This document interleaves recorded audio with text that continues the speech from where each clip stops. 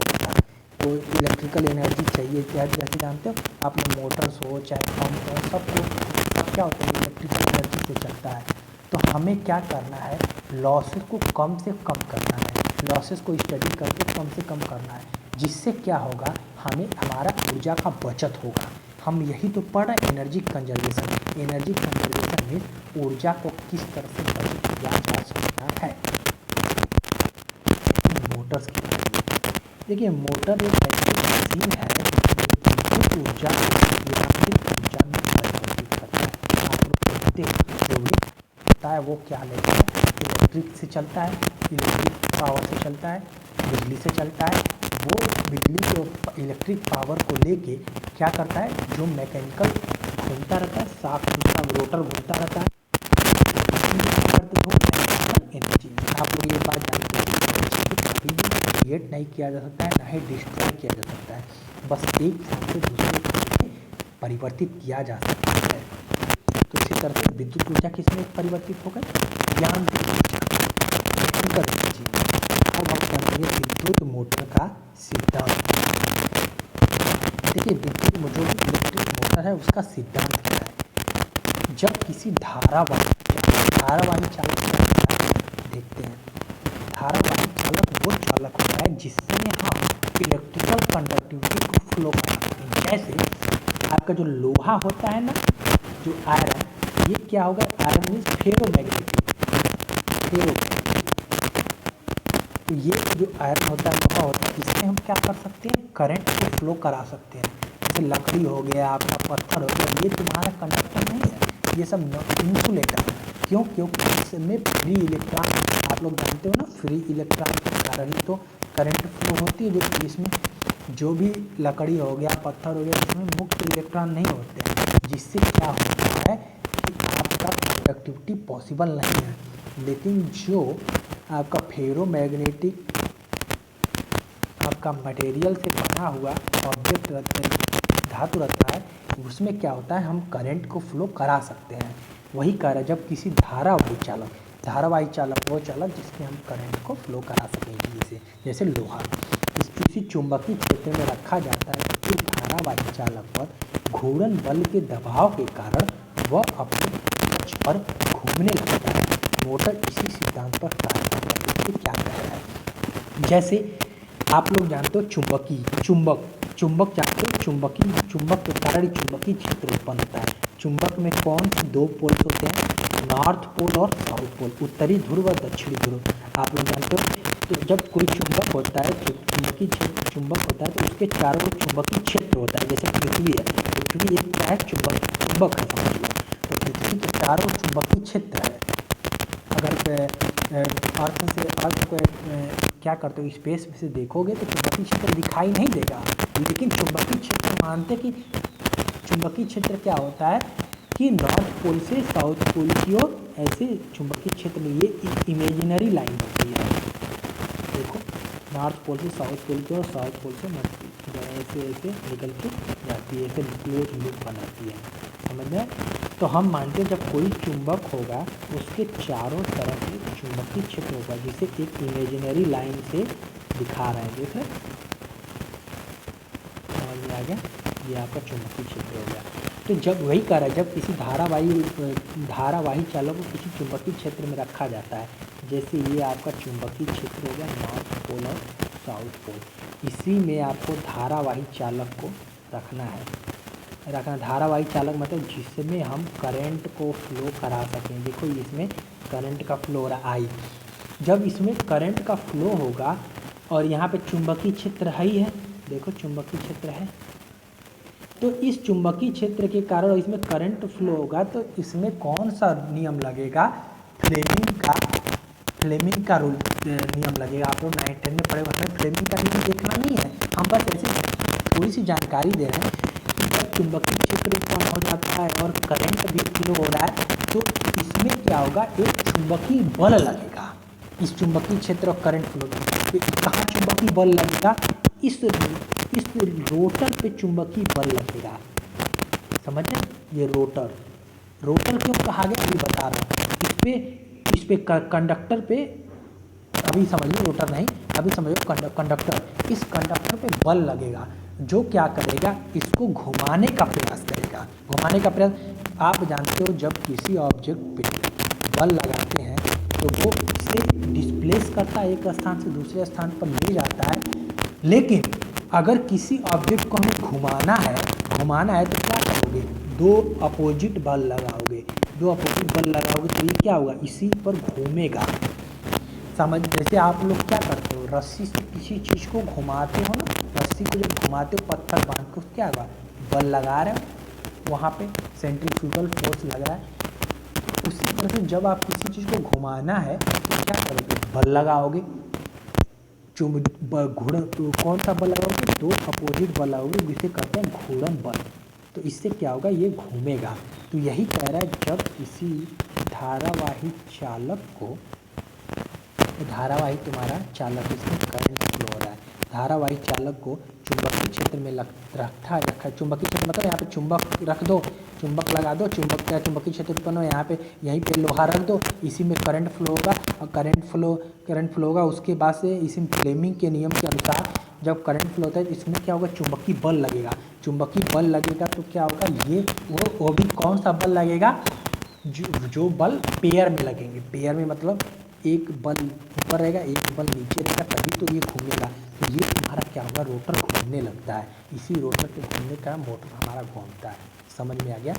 तो यही आपका विद्युत मोटर का सिद्धांत होता है। अब देखो, जब मोटर में डीसी सप्लाई लेते हैं तो डीसी मोटर्स कहते हैं, किंतु जब एसी सप्लाई लेते हैं तो उसे एसी धारा मोटर कहते हैं।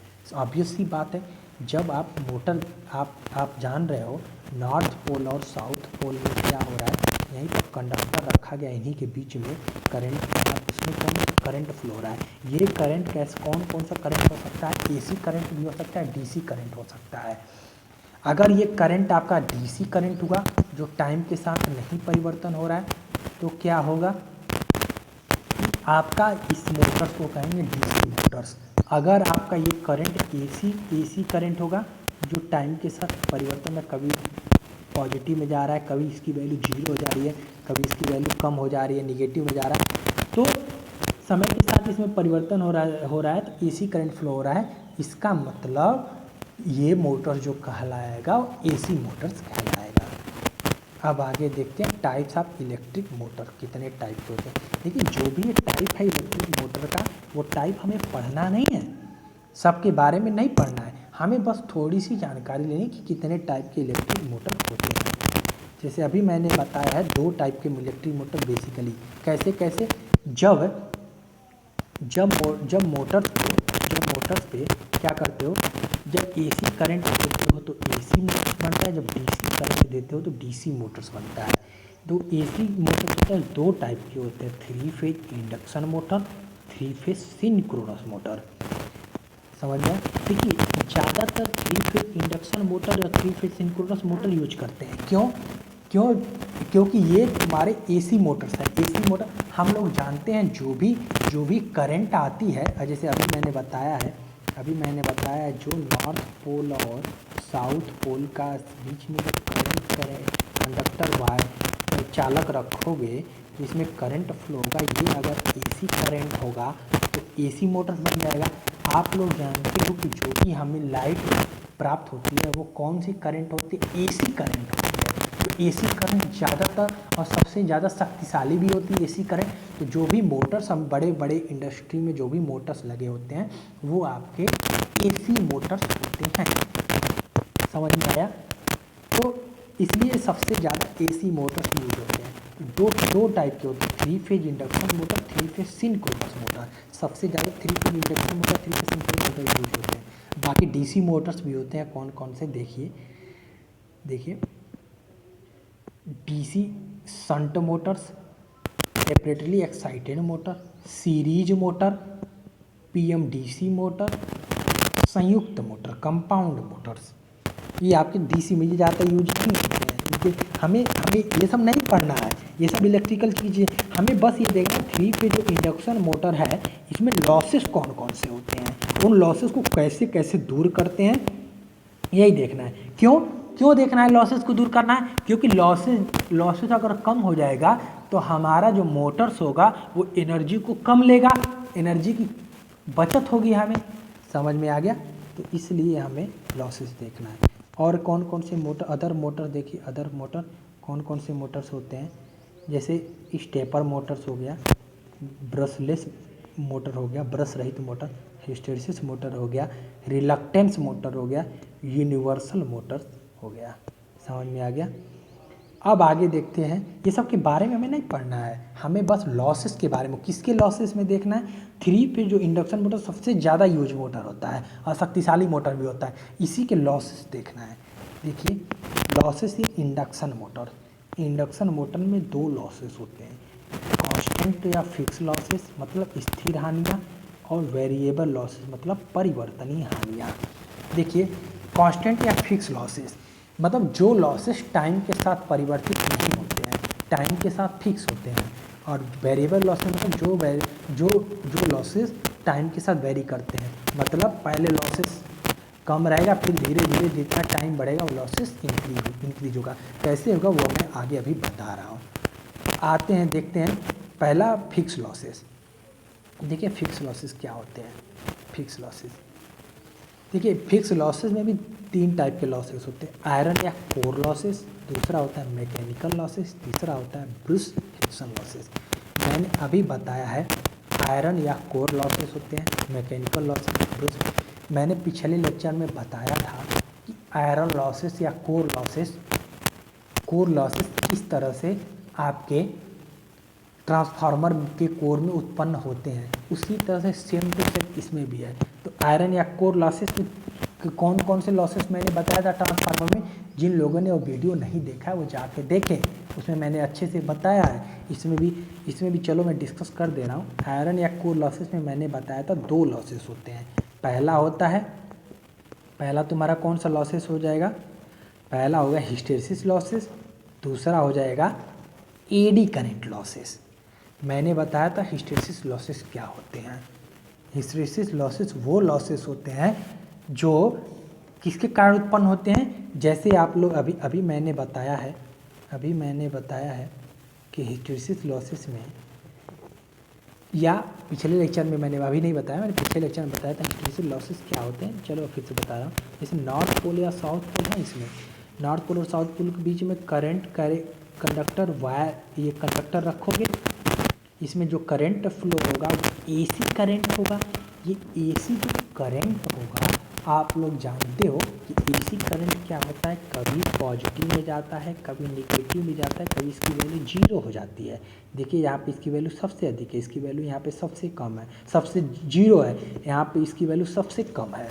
देख रहे परिवर्तन हो रहा है। जब परिवर्तन हो रहा है तो आप लोगों को मैं पिछले लेक्चर में बताया, जब करंट में परिवर्तन होगा तो जो मैग्नेटिक फील्ड जनरेट होगी इसके कारण, उसमें भी परिवर्तन होगा।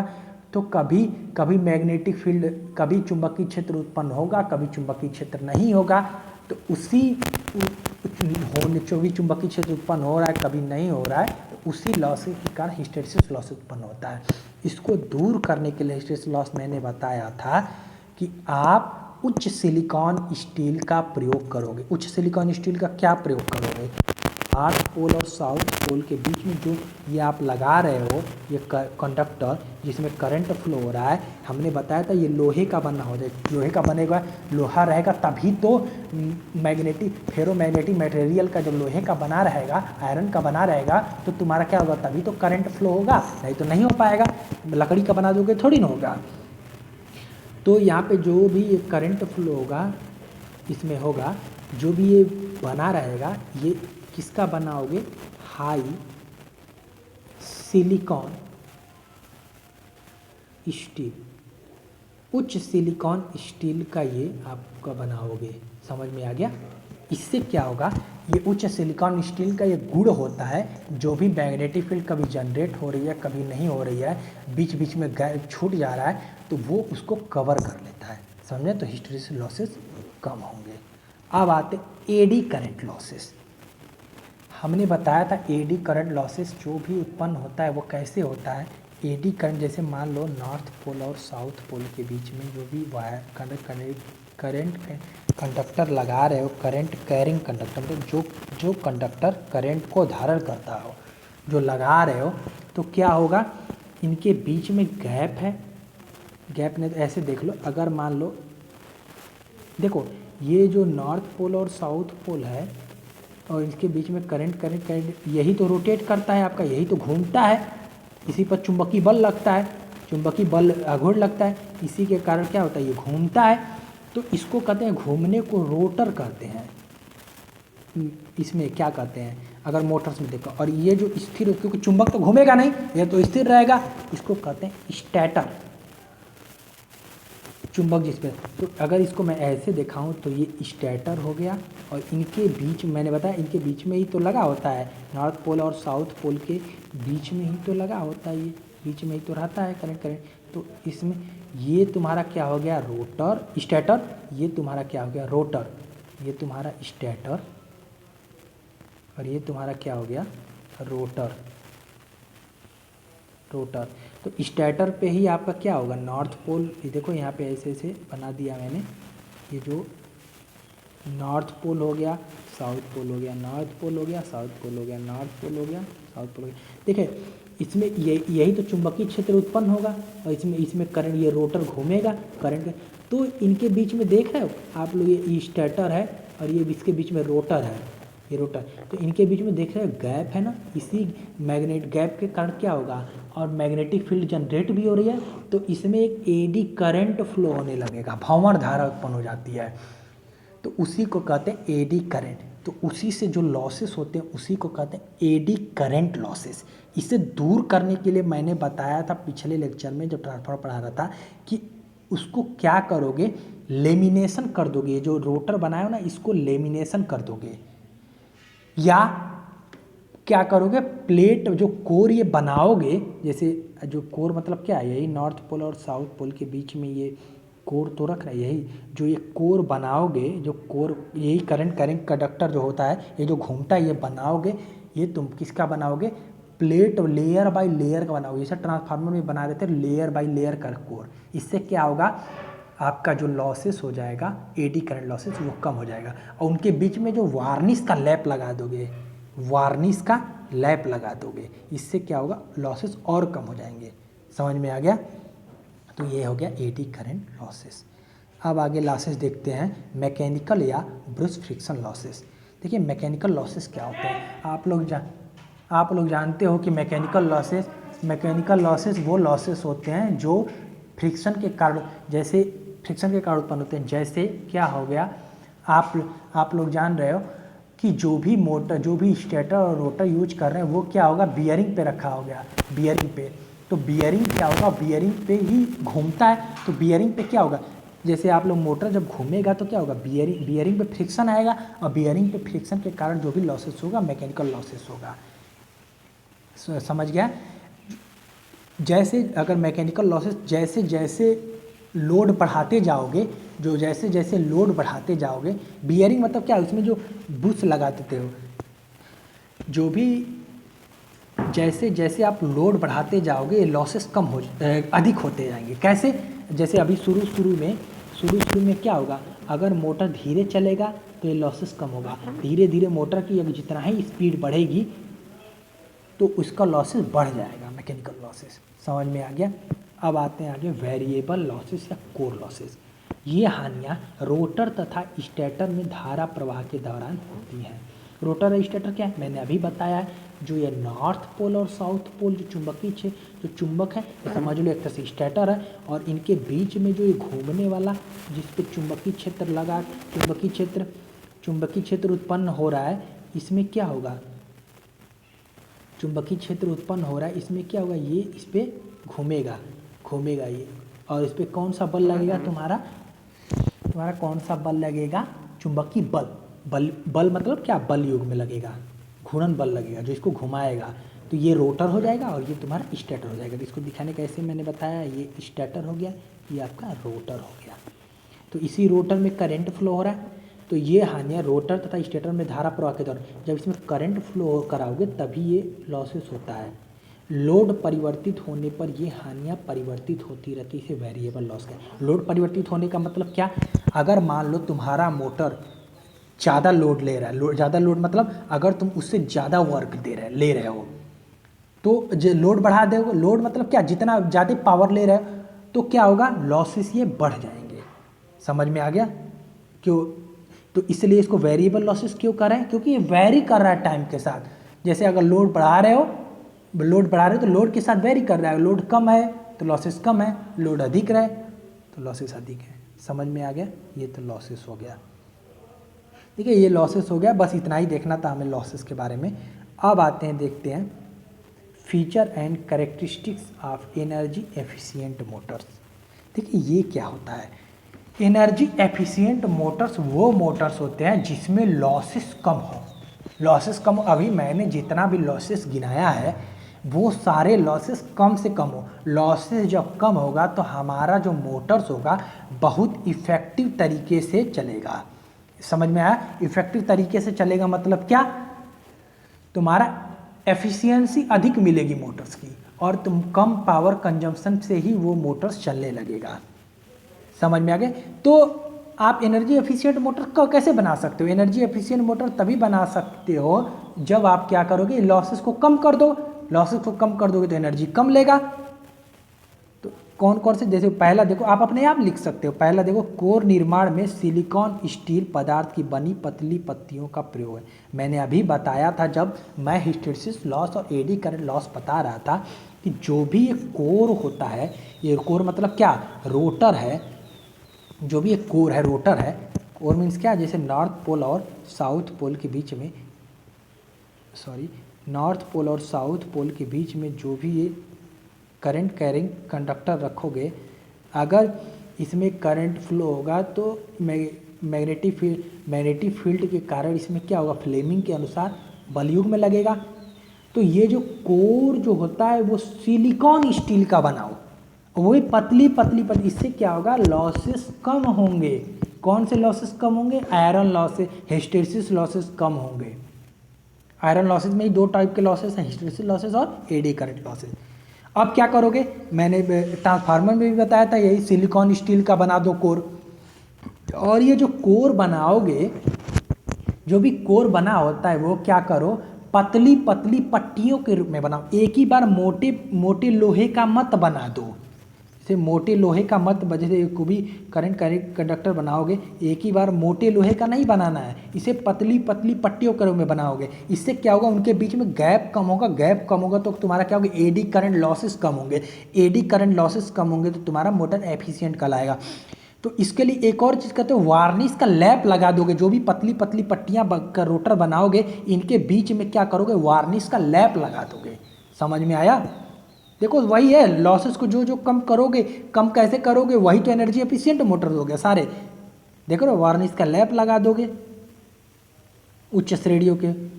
और क्या करोगे, कम प्रतिरोध वाले कॉपर तार का प्रयोग करते हैं, जिससे कॉपर तार की काफ़ी बचत होती है, साथ ही कॉपर लॉस भी कम होता है।